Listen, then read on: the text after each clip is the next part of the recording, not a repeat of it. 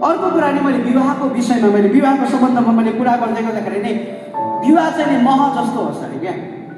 मह हामीले जति खायौँ त्यति के हुन्छ भन्नुहोस् त, त्यो मिठो हुँदै जान्छ, यति मिठास हुन्छ त्यो महमा। तर कतिजनाको विवाह चाहिँ नि लुगा जस्तो छ, जति पुरानो हुँदै गयो त्यो लुगा के हुँदै जान्छ भन्नुहोस् त, मक्किँदै जान्छ।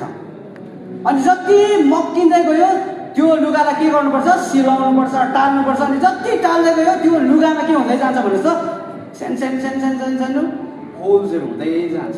आज धेरैको विवाह चाहिँ नि लुगा जस्तो भएको छ, च्यात्तेकै चर्चको पास्टरले सम्हाल्दा सम्हाल्दा सम्हाल्दा सम्हाल्दा पनि सम्हालिसक्नु छैन।